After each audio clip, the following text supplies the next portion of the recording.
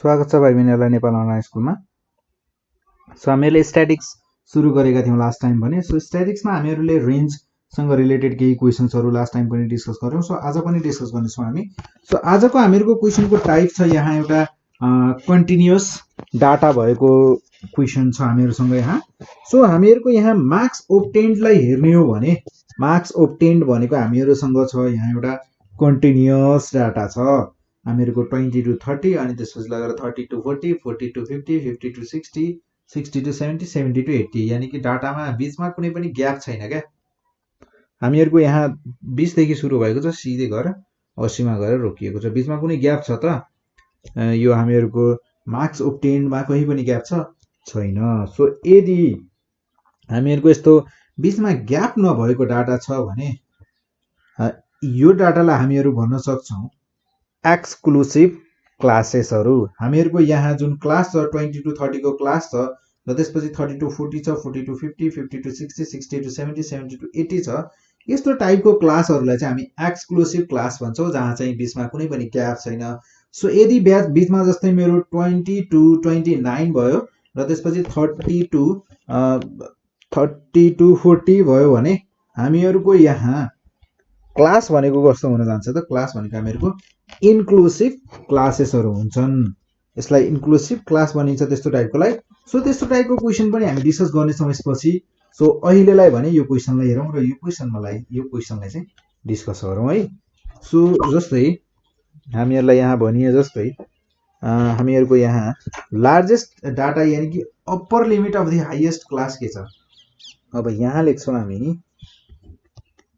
So here हामीहरुले यहाँ upper limit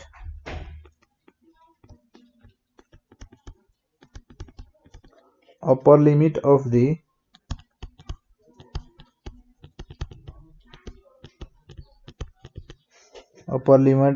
the highest class L भनेको हामीहरुसँग यहाँ कति छ त?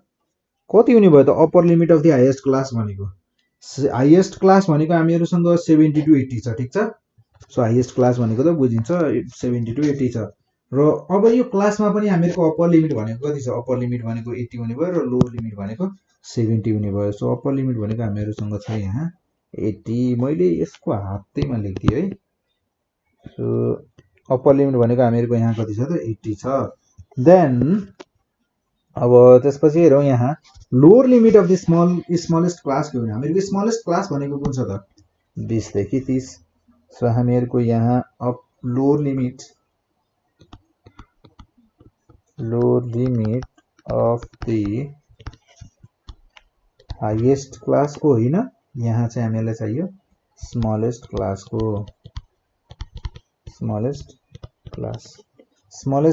को हामीहरुलाई यहाँ चाहिने छ लोअर लिमिट। सो यसलाई भन्छौं हामी s भनेको हामीहरुसँग छ यहाँ s भनेको कति हुने भयो त? s भनेको हामीहरुको यहाँ हुने भयो अप्पर लिमिट भनेको यहाँ छ 30 र लोअर लिमिट भनेको 20। सो हामीहरुलाई चाहिने भनेको लोअर लिमिट was 20। सो यति कुरा निकालिसकेपछि हामी रेन्ज निकाल्न सक्छौं त? सक्छौं। सो हामीहरुको यहाँ रेन्ज भनेको हुने भयो l - s 80 - 20 यो हुने भयो हामीहरुको 60 र त्यसैगरी कोएफिसिएन्ट अफ रेन्ज भनेको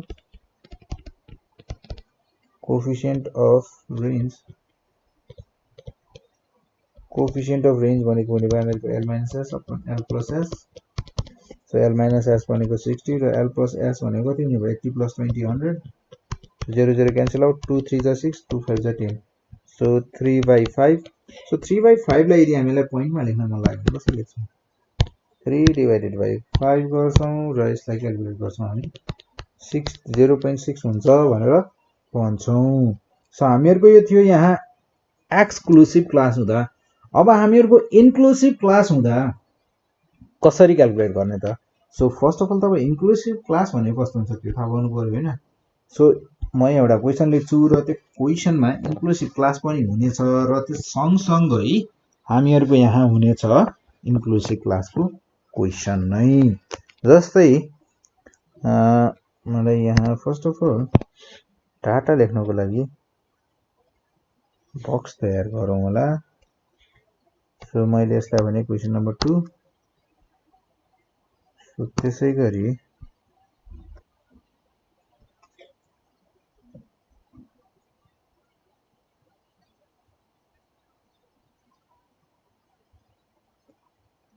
सो यो भयो हामीहरुको। सो यहाँ हामीहरुसँग डाटा गिभन छ हामीहरुलाई इन्क्लुसिभ क्लासको भएको। जस्तै यहाँ छ हामीहरुलाई एज दिएको छ, एज इन इयर्समा लेखिएका छन्। सो र त्यसै गरी यहाँ छ हामीहरुको नम्बर अफ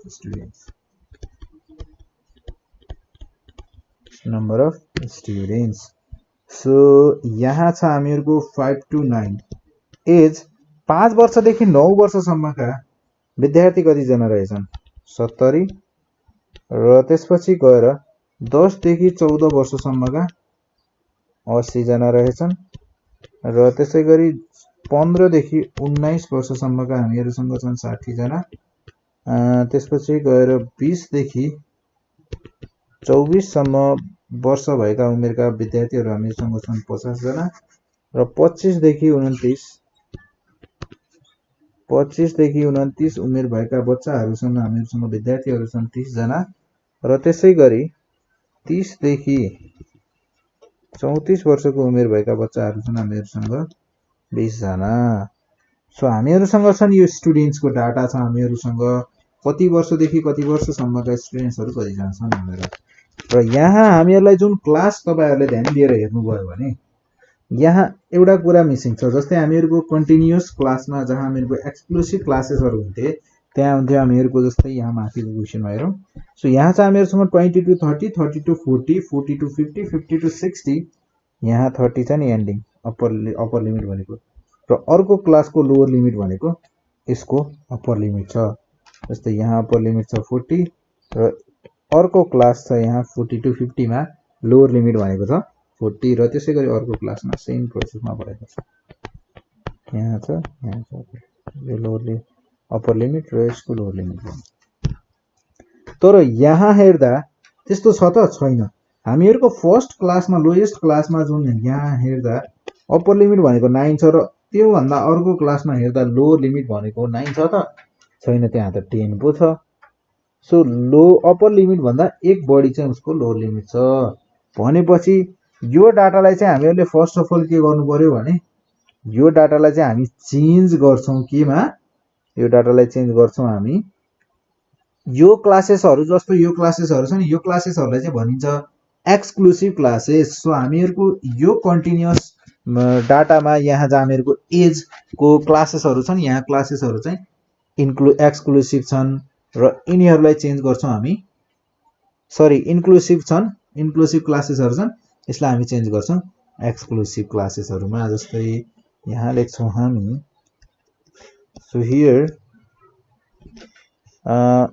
since हामीहरुको age is a continuous data, age is a continuous data भन्दा पनि भेरिएबल भनौं होला, चेन्ज भइरहेको छ। So variable we should first change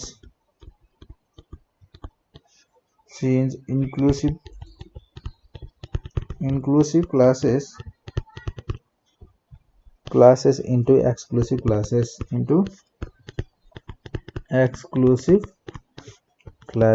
exclusive क्लासेसहरुमा चेन्ज गर्नु पर्यो हैन। सो यसलाई अब हामीले चेन्ज गर्दा कस्तो हुने भयो हेरौँ है। सो अब चेन्ज गर्नको लागि फेरि अर्को टेबल बनाउने कुरा भएन। म चाहिँ के गर्छु त यस्तो गर्छु।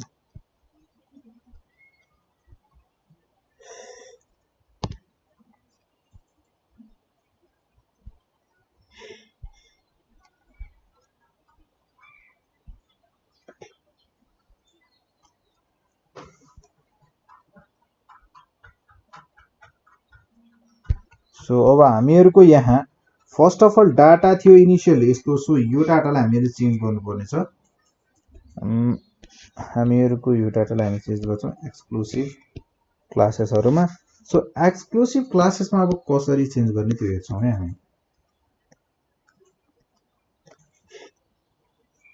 मैले एक्सक्लुसिभ क्लासेसहरु बनाउनको लागि के गर्छौं भने जस्तै मैले यदि यहाँ मेरो अप्पर लिमिटमा मैले 0.5 बढाइदिए र त्यसपछि आएर लोअर लिमिटमा चाहिँ मैले के गरे त 0.5 घटाइदिए भने कस्तो होला। सो जस्तै मैले कस्तो भन्न खोजेको भने 4.5 देखि यहाँ मेरो फर्स्ट क्लास कस्तो हुने भयो भने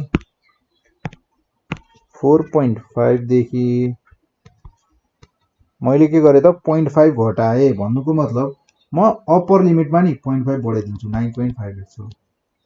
मैले के गरेको छु त फर्स्ट क्लासमा के गरे 0.5 घटाए र त्यसपछि लोअर लिमिटमा र अप्पर लिमिटमा 0.5 बढाए। म सेम सबै क्लासमा गर्छु र यो सेकेन्ड क्लासमा हेर्दा हामीहरुको लोअर लिमिट भनेको 10 छ र 10 मा मैले यदि 0.5 घटाउने हो भने यो कति हुने भयो 9.5 ठ्याक्कै मिल्यो। यो क्लासको अप्पर लिमिट फर्स्ट क्लासको अप्पर लिमिट र त्यसैगरी सेकेन्ड क्लासको लोअर लिमिटसँग मिल्यो त मिल्यो र त्यसैगरी म यसलाई बनाउँछु 14.5 किनकि मैले 0.5 घटाएर 0.5 यहाँ बढाइदिए र त्यसैगरी 14.5 देखि लगेर यो हुने भयो हामीहरुको 19.5 सम्म र त्यसैगरी 19.5 देखि लगेर 24.5 सम्म र 24.5 देखि लगेर 29.5 देखि लगेर 34.5 सम्म हुने भयो। सो अब हामीहरुको यहाँ हेर्दा upper limit of the highest class भनेको हामीहरुको कहाँदेखि कहाँसम्म छ 29.5 देखि लगेर 34.5 सम्म। सो त्यसैगरी लोएस्ट क्लास भनेको 4.5 देखि 9.5 सम्म र त्यसैगरी अब हामीहरुको यहाँ अप्पर लिमिट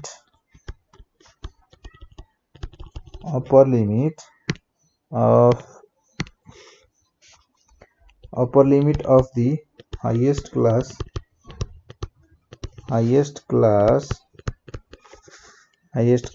को छ हामीहरुको L भनेको 35 सरी यो हुने भयो हामीहरुको 34.5 सो 34.5 35 त त्यसलाई लेख्न मिलेन राउन्ड अफ त गर्न मिलेन नि हैन। So lower limit of the lowest class S ठीक छ। सो S भनेको हामीहरुसँग छ यहाँ 4.5 सो हामीहरुको रेन्ज भनेको कति हुने भयो हामीहरुको यहाँ रेन्ज भनेको छ हुने भयो हामीहरुको L - S so L - S भनेको 34.5 माइनस 4.5 34.5 बाट मैले 4.5 घटाए भने यो हुने भयो मेरो 30 र त्यसैगरी कोएफिसिएन्ट अफ रेन्ज भनेको कति हुने भयो कोएफिसिएन्ट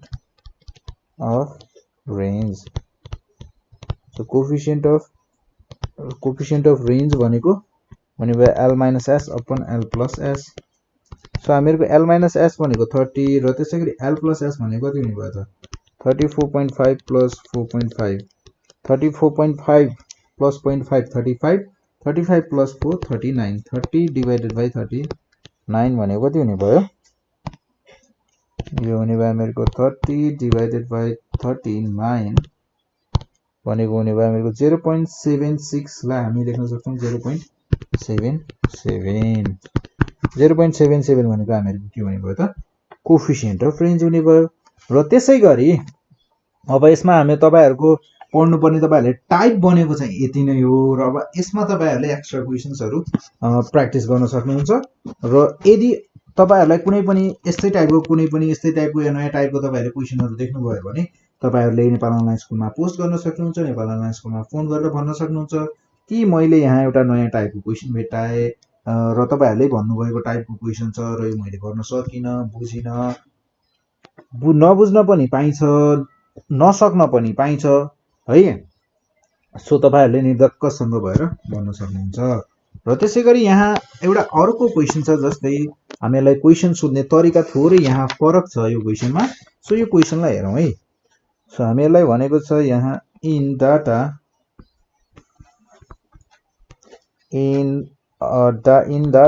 इफ रेन्ज इज 60 हामीलाई रेन्ज इज 60 भनेर भनेको छ एन्ड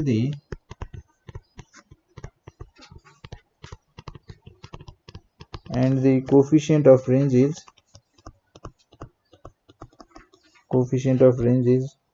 0.5 कोएफिसिएन्ट अफ रेन्ज भनेको 0.5 छ भने देन हामीहरुलाई भनेको छ यहाँ so find the smallest term of the data find the smallest term of the data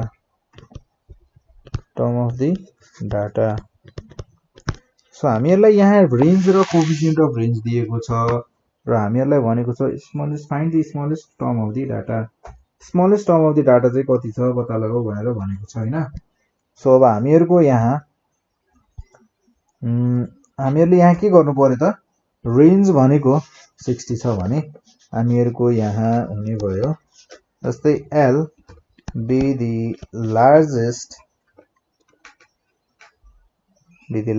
value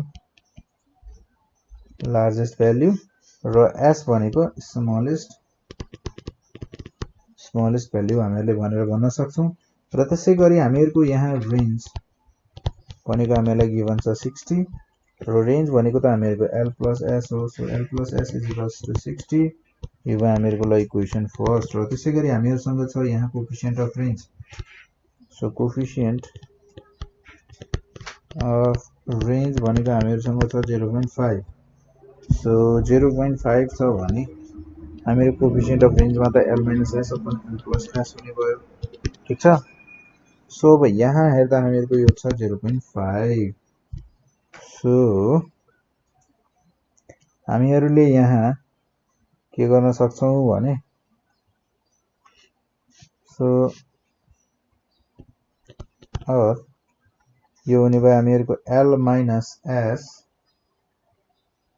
0.5 लाई हामी 1/2 लेख्न सक्छौं मजाले लेख्न सक्छौं सो 10 लाई हामी 2 ले मल्टिप्लाई गर्दा 20 हुन्छ हैन र 20 लाई हामी 10 पनि लेख्न सक्छौं नि यदि 2 ले डिवाइड गर्यो भने त्यस्तै त हो नि सो 0.5 लाई हामी 1/2 लेख्न सक्छौं सो हामीहरुको यहाँ L minus S upon L plus S भनेको हुने भयो 1/2 र क्रस मल्टिप्लाई गर्दियौ होला क्रस मल्टिप्लाई गर्दा यो हुने भयो हामीहरुको 2L minus 2S is equals to L plus S so L plus S जुन राइट साइडमा छ यसलाई लेफ्ट साइडमा ल्याउँदा यो हुने भयो हामीहरुको 2L minus L plus S minus 2S minus S is equals to 0 so यो हुने भयो हामीहरुको 2L minus L then minus 2S minus S 3S is equals to 0 so यदि मैले यहाँबाट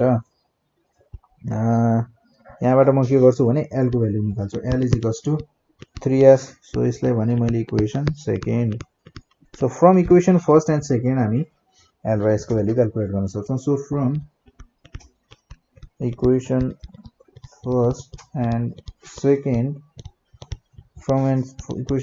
second we get equation first र second बाट हामी के पाउँछ त हामीहरुको यहाँ L plus S is equals to 60 छ हैन सो L को ठाउँमा हामी रिप्लेस गर्छौं 3S ले सो यो भने भयो हामीहरुको 4S is equals to 60 और S is equals to 60 divided by 4 र यो हुने भयो हामीहरुको S is equals to 4 1 4 24 5 20 therefore S is equals to smallest हामीहरुलाई के निकाल्न भनेको थियो त स्मलेस्ट टर्म निकाल्न भनेको थिएन हैन त smallest term of the data so calculate find the smallest term of the data भनेर त भनेको थियो सो हामीहरुको यहाँ हेर्दा smallest term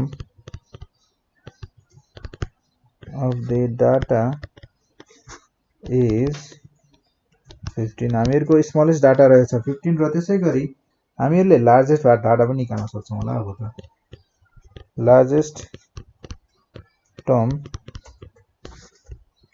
of the data is L is equals to 3S is equals to 3 into 15 is equals to 45 भनेको largest data रहेछ र त्यसैगरी स्मलेस्ट डाटा भनेको हामीहरुको रहेछ 15 सो स्मलेस्ट डाटा र लार्जेस्ट डाटा यदि हामीहरुसँग अननोन छ भने हामीहरुले यसरी इजिली क्याल्कुलेट गर्न सक्छौँ। यो थियो हामीहरूको रेन्जको कुरा। सो रेन्जमा तपाईँहरूले पढ्नुपर्ने भनेको यस्तै टाइपको र यति नै टाइपको क्वेसन्सहरू हो। सो नेक्स्ट टाइम भने हामी क्वार्टाइल डेभिएसन सुरु गर्नेछौँ।